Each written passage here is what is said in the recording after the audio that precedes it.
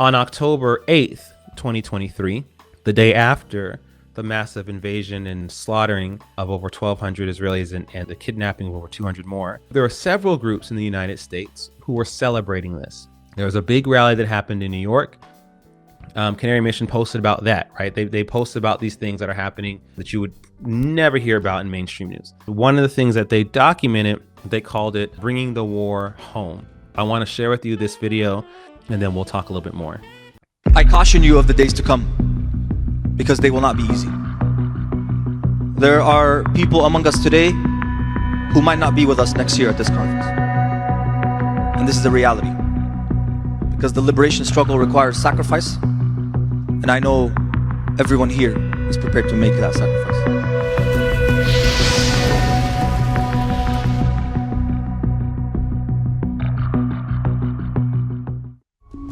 In May 2024, over 100 organizations gathered for the People's Conference for Palestine in Detroit, Michigan.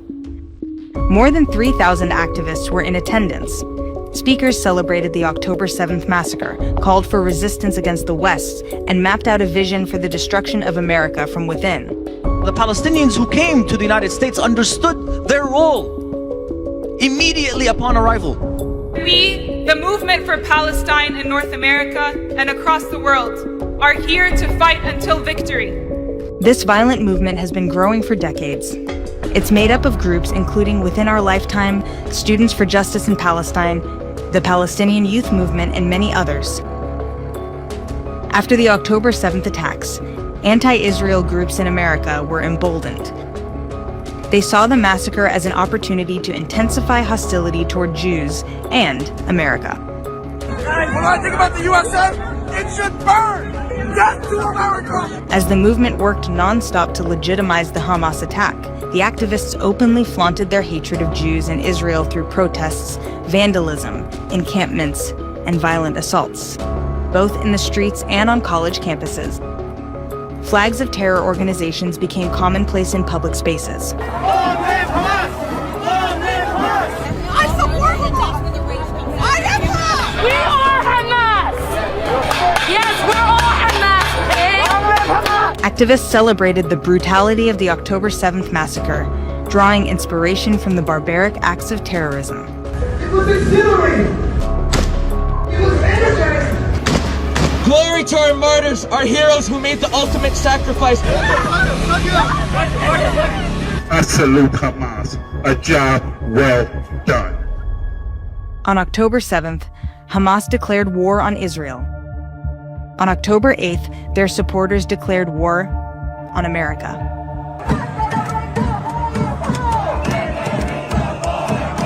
It is time to bring the war home!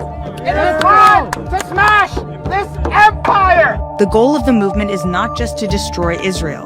Their primary target is the U.S. Empire will fall! Empire will fall! They call America the enemy, the beast, or simply empire.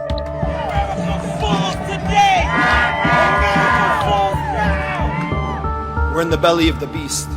We're in the heart of U.S. empire.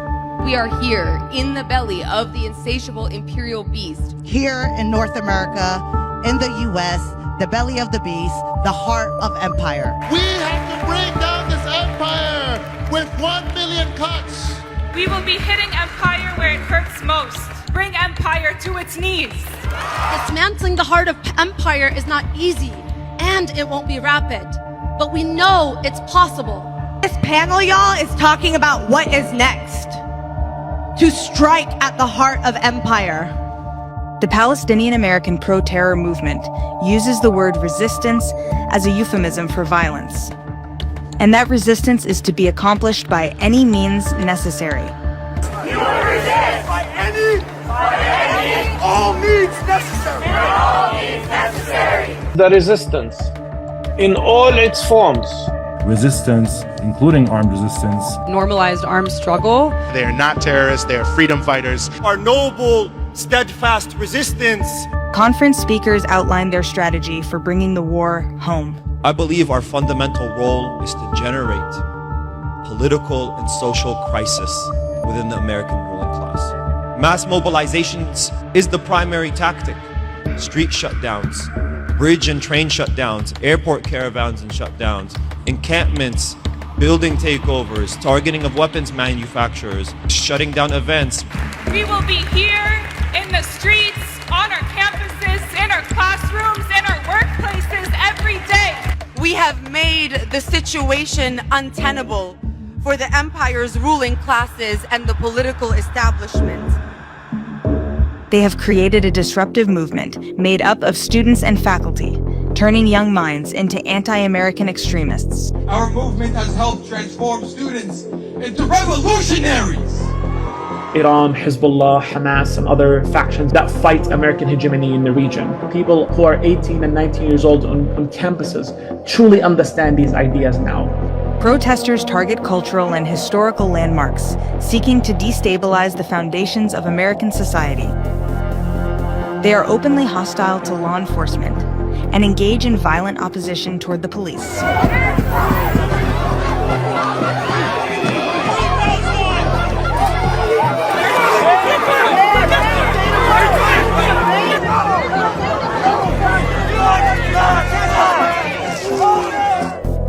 The influence of these organizations isn't limited to universities and public spaces. They've even reached the halls of Congress. Congresswoman Rashida Tlaib.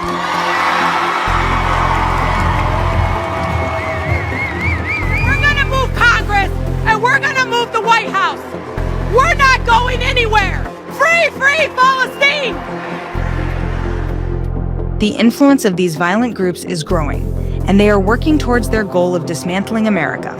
Our struggle is a long struggle, and one that stands on the shoulders of thousands of martyrs and thousands of fighters who have committed and who are committing their lives to lay the ground for the revolution we see ahead of us today. Gaza tells us to escalate for it. That can mean so many different things, but what I will tell you is we need to start sacrificing. The threat of violence is not theoretical. In this war of resistance, all Americans are potential targets. Genocide! Genocide!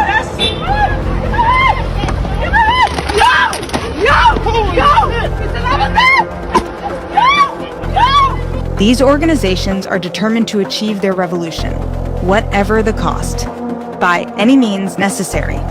Resistance, by any means necessary. If the enemy refuses to die, it must be killed. There is only one solution! The Palestinian diaspora in North America has committed its martyrs for this cause. Students have brought the war home. It is either victory or death. Either victory or death. They're losing their ability to control us. And this means that now the gloves are off, and quite frankly, anything is possible.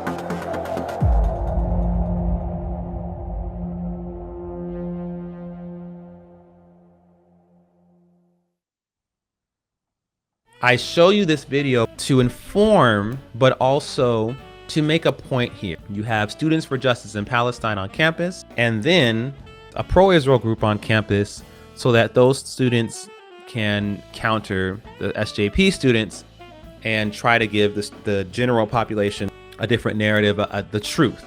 And that's great, you know, for a small percentage of the students who really just want to know what's going on. And there have been lots of victories, relative victories, but victories in those spaces. The problem is Students for Justice in Palestine is connected to the Muslim Brotherhood. The Muslim Brotherhood is a terrorist organization that was founded in 1928. What we're doing isn't working. Why? Because groups like Students for Justice in Palestine should not be on campuses at all. The moment that you put a pro-Israel group on campus to combat Students for Justice in Palestine, you are legitimizing SJP as a legitimate student group that we just disagree with. You can't play by those rules. You're not attacking this thing at the root. We're attacking at the branches. We're just plucking off, you know, tiny twigs here and there while the tree continues to grow.